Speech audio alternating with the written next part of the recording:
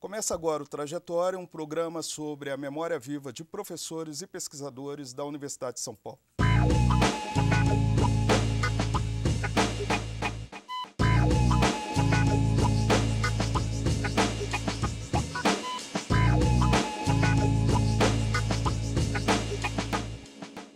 Ela é um dos principais expoentes da terapia ocupacional no Brasil, com reconhecimento internacional. Foi a primeira livre-docente, primeira professora titular de terapia ocupacional da Faculdade de Medicina da USP. Ao longo de sua carreira, vem definindo novas diretrizes para os cursos de terapia ocupacional no país.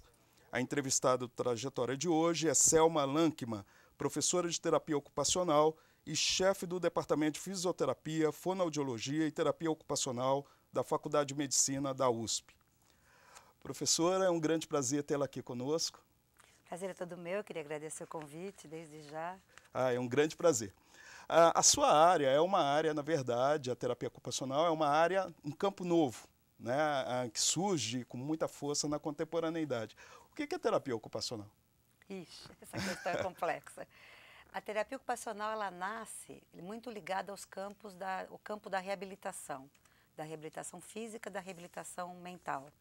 E ela chega no Brasil, nem é tão nova assim, nos anos 50, com essa pretensão de trabalhar tanto com reabilitação de doentes mentais, quanto de deficientes mentais e deficientes físicos. E ao longo do desenvolvimento dela, ela além de fazer a parte da reabilitação, ela vem se desenvolvendo muito, se direcionando muito para segmentos que teriam, vamos dizer assim, excluir alguma dificuldade de inserção social, ou com problemas relacionados à inserção social. Então, problemas sociais, problemas não só ligados à deficiência, mas ligados a todas as questões ligadas à desfiliação. Pois é, a terapia ocupacional, se ela surge nos anos 50, ela surge logo depois da Segunda Guerra Mundial. Tem alguma associação entre o desenvolvimento, o surgimento dessa área e, por exemplo, a guerra, os traumas da guerra, ou mesmo as deficiências provocadas pela guerra? No mundo, sobretudo na Europa e nos Estados Unidos, ela está muito associada aos períodos pós-guerras, ela se alavanca nos períodos pós-guerra. No Brasil, ela chega no momento em que a questão da psiquiatria, dos hospitais psiquiátricos, havia muita preocupação com a atenção dos pacientes psiquiátricos, havia muita questão relacionada a acidente de trabalho, a reabilitação voltada a acidente de trabalho, havia uma época de um surto de poliomielite na década de 50, que também deixou várias pessoas com sequelas. Então ela surge muito mais ligada a surtos ou a epidemias ou a dificuldade do que a período pós-guerra, porque a gente no Brasil não tem reabilitação de pós-guerra. De pós-guerra. Mas ela não se mistura um pouco com a fisioterapia? Elas surgem no Brasil muito juntas, muito interligadas. E os cursos, eles inclusive eram muito próximos. Agora ela vai se diferenciando tanto no tipo de reabilitação que faz, que é uma reabilitação mais voltada para a vida da pessoa, para o cotidiano dela, para o trabalho que ela realiza. Ela é muito mais preocupada com a inserção do indivíduo no meio dele, e a reabilitação é pensada desta forma. A fisioterapia acabou sempre seguindo uma reabilitação mais funcional, digamos assim. Ela pensa mais no físico. E na função. A terapia ocupacional não vai pensar na função pela função, ela vai pensar na função de acordo com para que o indivíduo precisa daquela função. Então, se eu vou pensar que eu preciso reabilitar uma mão, a mão não é qualquer mão. É a mão de um pintor, é a mão de um artesão, é a mão de um... Que uso ele faz daquela mão? Por exemplo, se a terapia ocupacional ela surge no Brasil, né, não com a característica de pós-guerra, mas ela tem um elemento forte que seria a questão do trabalho, né, que está muito próximo da questão da terapia ocupacional. Isso fez a terapia ocupacional no Brasil diferenciada dos outros países? Olha, o que diferenciou muito a terapia ocupacional dos outros países, eu acho que é essa perspectiva, vamos dizer assim, social que ela ganhou. Porque como a gente, quando vai trabalhar na reabilitação, a gente tem muita dificuldade com todos os aspectos sociais, Por exemplo, você vai trabalhar a reabilitação de um indivíduo, mas a questão da mobilidade dele, da acessibilidade dele para um serviço de reabilitação, para chegar no serviço de reabilitação já é um problema. Então, a gente começa a se preocupar, ou a inserção dele no mercado de trabalho, mesmo que ele esteja reabilitado, é um problema. Então, a gente começa a ter um papel muito mais social, a gente se destaca por se preocupar pelos aspectos sociais, pela cidadania dos deficientes. A gente se envolveu muito na luta antimanicomial, na década que chega no Brasil, no final dos anos 70, início dos anos 80, que pensava novos modelos de atenção psiquiátrica fora dos hospitais psiquiátricos. Então, a gente participou muito disso e da implantação de toda uma rede de serviços extra-hospitalares. Pois é, quando a gente pensa... Dentro dessa perspectiva, ela já se diferencia muito da fisioterapia. Que acabou adotando um modelo mais próximo do modelo médico e adotando um modelo de reabilitação mais funcional. Porque ela trabalha também na dimensão da ergonomia? Olha, trabalha. Embora a ergonomia seja essencialmente uma disciplina multiprofissional, tá? Aqui dentro da USP, quem mais... ensina ergonomia é o Departamento de Engenharia de Produção, tá? Mas a gente também trabalha bastante com ergonomia, inclusive com parceria com a própria engenharia de produção, mas a gente trabalha bastante, mas a ergonomia ela é autônoma, né? Ela é autônoma e ela é multiprofissional. Agora, quando se fala em terapia ocupacional, pegando mesmo a cidade de São Paulo e várias outras cidades, né? As calçadas, elas não têm nenhum tratamento específico, são esburacadas. A acessibilidade, mesmo para a pessoa que não apresenta muitos problemas físicos, também é complicada, provoca muito acidente. A terapia ocupacional, ela possibilita ela produzir diretrizes políticas de mudança no urbano. Olha, a gente pensa isso, mas a gente nunca é pouco chamada para pensar em intervenções urbanas. Mas a gente tem militado muito em movimentos de cidadania relacionados às várias deficiências, e com isso você acaba discutindo também a questão urbana e de acesso, né? Porque assim acaba sendo uma exclusão, né? E um outro campo da terapia ocupacional, que nos últimos anos até você se dedica a esse campo, né, que seria pegando aí a saúde mental e trabalho, né, que seria uma outra vertente. Como é que se dá esse processo e qual que é a diferença das outras vertentes aí da terapia ocupacional? Bom, primeiro foco no trabalho, né? E aí na saúde mental e trabalho você já não tá mais, você já sai do campo das deficiências, né? Porque a pessoa que está com problema de saúde mental e trabalho são trabalhadores que ao longo da sua trajetória profissional começam a apresentar problemas relacionados à saúde mental e trabalho. Então a gente já saiu totalmente da trajetória das deficiências. E isso não é só com a área de saúde e trabalho, é uma evolução da própria terapia ocupacional. Tá? E no caso, por exemplo, assim, tem depressão, burnout, burnout, né? Burnout, né? Burnout, transtornos pós-traumáticos, hoje tem bastante no Brasil. E a saúde mental no trabalho hoje é a terceira causa de afastamento do trabalho no país. E isso denota o quê? Que as relações de trabalhistas no país, elas estão muito atrasadas? Não, isso é um fenômeno mundial. As novas relações de trabalho, os novos modelos de organização do trabalho, eles geram processos de trabalho cada vez mais estressantes, ou cada vez mais que solicitam as pessoas de uma forma desumana, digamos assim, que tem levado a uma exacerbação dos problemas de saúde mental relacionados ao trabalho. Isso é um fenômeno mundial. Hoje, por exemplo, se você pegar pela imprensa, a questão dos suicídios no trabalho é um fenômeno mundial. Agora, isso se deve ao assédio moral?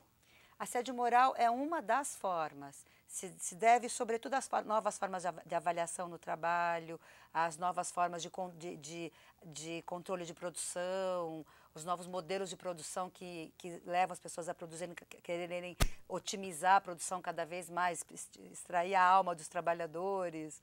Então, isso vai levando a relações de trabalho cada vez mais tensas, onde a cooperação vai se destruindo Esses processos de trabalho levam a um isolamento das pessoas dentro do ambiente de trabalho, porque todos os processos de cooperação são destruídos e vai comprometendo. Agora, o interessante é que justamente quando tem a tecnologia, né, ela entra no mundo do trabalho, né, é ela que tem provocado isso daí?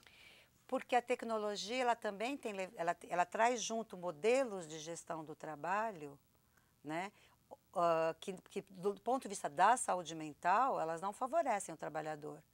A tecnologia pode ter favorecido determinadas formas, por exemplo, de penosidade física no trabalho. Então, certos processos de produção que antes geravam acidentes de trabalho, hoje você pode pensar que eles são robotizados, mecanizados, mas do ponto de vista da saúde mental, as novas organizações de trabalho só têm piorado, porque você tem vínculos cada vez mais instáveis, relações de trabalho cada vez mais competitivas, e sobretudo as formas de avaliação do trabalho por produtividade, por desempenho individual de produção.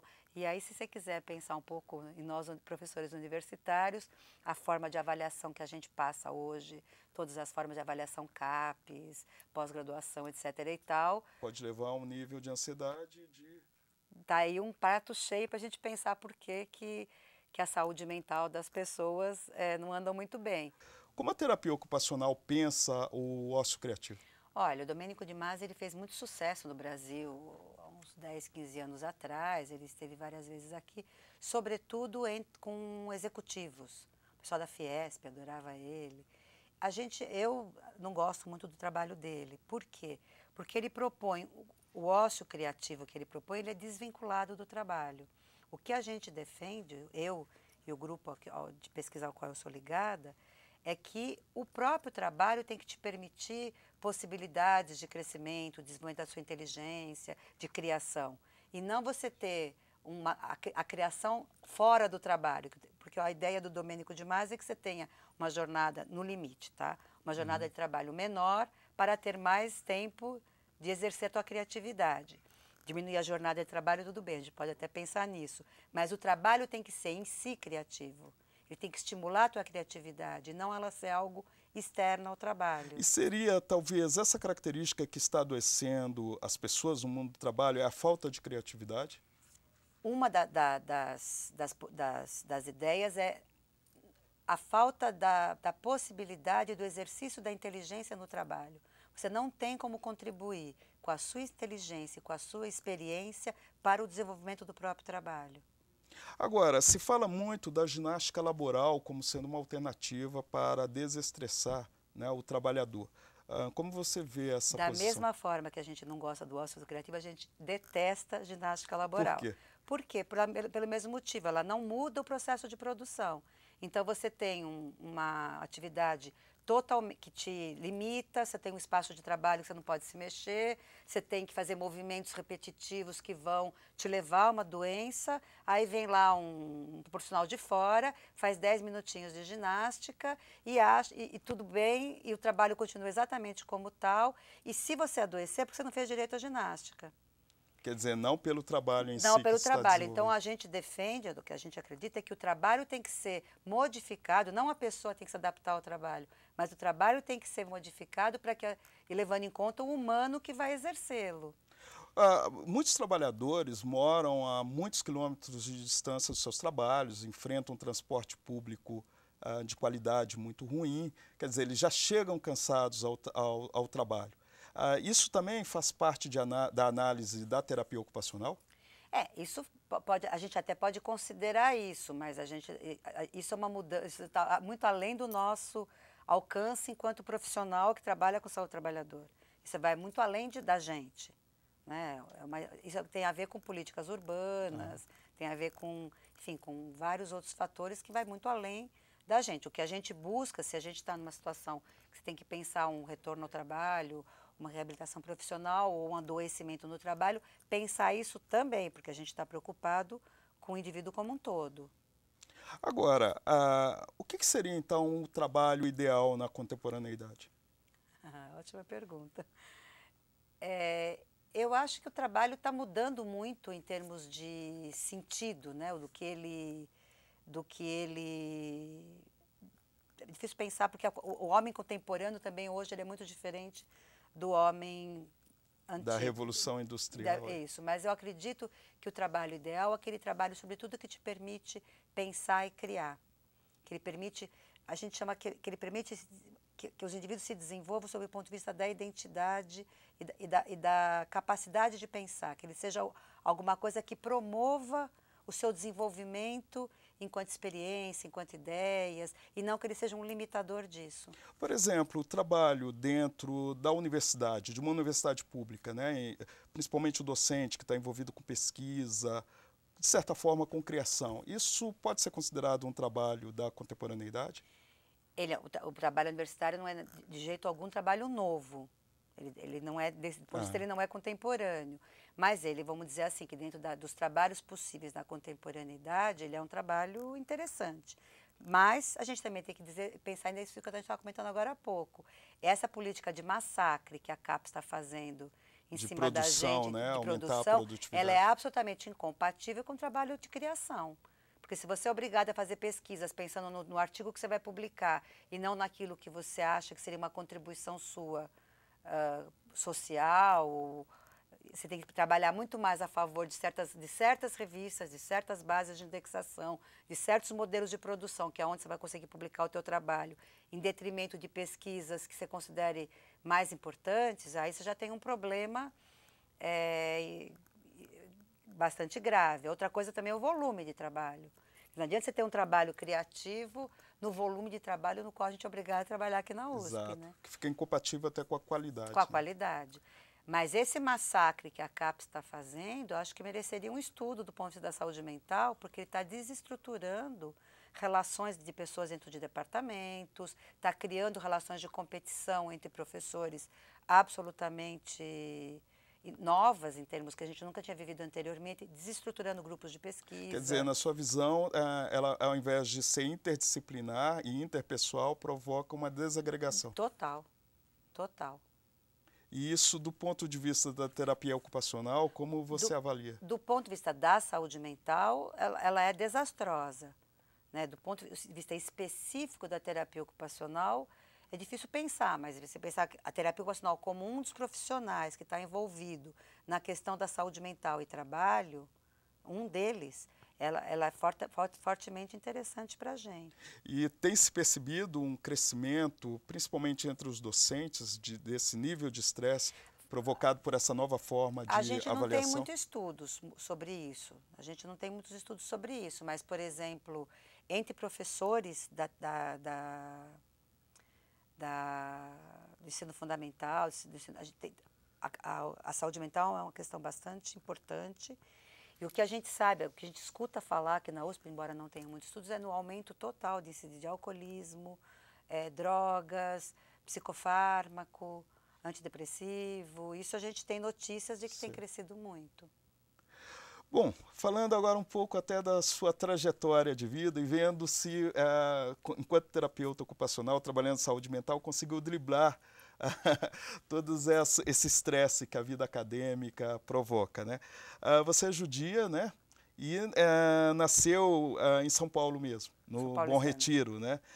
A família judia, suponhamos, né? Ela, dentro dos estereótipos que são construídos, né? É uma família muito rígida, ou não? Não. Não? Nunca não existe uma rigidez, não. né?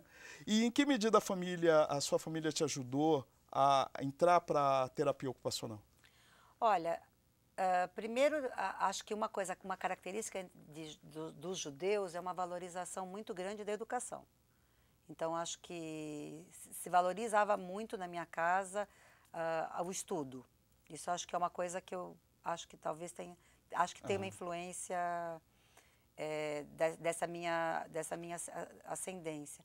Mas eu acho que dentro dessa escolha, os meus pais são brasileiros, mas meus avós são imigrantes que foram muito tocados pela guerra, e em especial pela Segunda Guerra, embora meus pais estivessem no Brasil nessa época. Quer dizer, os seus pais nasceram aqui no Brasil? Meus pais nasceram no Brasil na década de 30. Ah, certo. Então, mas eles viveram a época da guerra e tiveram conhecimento de tudo o que aconteceu na guerra, e o que forçou a imigração dos meus avós foi o início de algo que depois se configurou, marcou como o antissemitismo e tudo o que aconteceu na Europa. E a sua família é de origem polonesa e russa, né? A minha família dos meus né? pais é de origem polonesa, da minha mãe é origem russa. Certo. E diante dessa imigração e dessa necessidade, para eles a questão de possíveis perseguições aos judeus era uma coisa muito presente. Então eles insistiam muito que eu deveria ter uma profissão que me permitisse trabalhar em qualquer país. Então, por exemplo, em algum momento eu quis fazer direito e meu pai dizia, não, direito não, porque se você fizer direito, você só poderá ser advogada no Brasil. Você tem que ter uma profissão que te permita, eventualmente, se você tiver que ir para um outro país, poder trabalhar em outros países. Acho que dentro dessa ideia, talvez a terapia ocupacional tenha porque ela pode ser aplicada, né, em diferentes países. Em diferentes contextos, em diferentes países. Da área de saúde, né? Mas, assim, o seu contato com a cultura judia, com as questões judias, ela foi muito forte, né? Porque você participou do DROR, né? Que é um grupo de esquerda da juventude judia. Como é que funcionou esse processo? Olha, eu morava no Bom Retiro, esses grupos se organizavam lá, né? Eram grupos que reuniam jovens, então eu fui bastante envolvida até a época que eu entrei na faculdade. Depois da época que eu entrei na faculdade, eu me afastei bastante. Certo, mas chegou a morar em algum kibbutz? Não, eu nunca saí do Brasil. Não. Nunca, quer dizer, já saí do Brasil, mas nunca fui para Israel. Certo. Não conheço Israel. Não conhece Israel? Ainda não. Devo conhecer esse ano, mas não conheço ainda.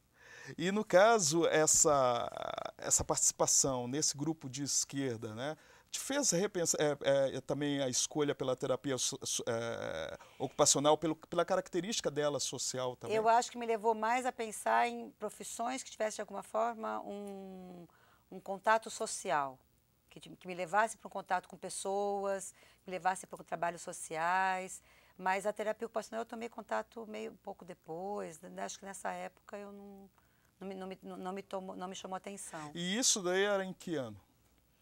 Olha, eu fui do DROR, eu tinha 13, 14 anos. 14 anos, né? Quer dizer, início dos anos 70. A terapia ocupacional ainda era uma área muito nova. Muito né? nova no Brasil.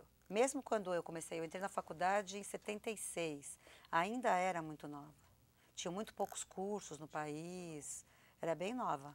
E como é que foi o início desse curso de graduação? Quer dizer, essa graduação, como ela se constituiu sendo uma área nova? Olha, na época que eu cursei a terapia ocupacional, praticamente nem existia graduação como a gente pensa hoje nos outros cursos.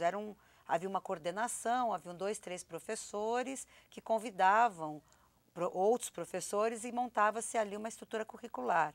Muitas aulas eram dadas pela estrutura da própria Faculdade de Medicina, mas ela passa a se estruturar como curso, como um currículo mais articulado a partir dos anos 80. Aí isso já é uma construção da minha geração. Quer dizer, a minha geração e o pessoal que formou junto comigo, os meus contemporâneos, é que vão estruturar a graduação na terapia ocupacional na USP e em outras universidades do país. E qual que seria a diferença dessa graduação que você teve, né, na sua formação e essa outra graduação estruturada pela sua geração? Hoje você tem um corpo de conhecimento articulado, com ciclos, com pré-requisitos, com uma formação organizada em cima de uma ideia de um perfil profissional e um conjunto de disciplinas que vão formar esse perfil profissional. Naquela época era um curso muito mais desagregado. E com um corpo docente articulado. A gente tem hoje, aqui na USP, no meu curso, 15 docentes de dedicação exclusiva cuidando deste curso. Da terapia ocupacional. Da terapia ocupacional. A outra questão também é que a terapia ocupacional ela está inserida dentro da unidade, Faculdade de Medicina, né? Ela constitui a Faculdade de Medicina. O que isso implica para a terapia ocupacional? Mas antes de responder isso, nós vamos para um breve intervalo. O Trajetória volta em instantes.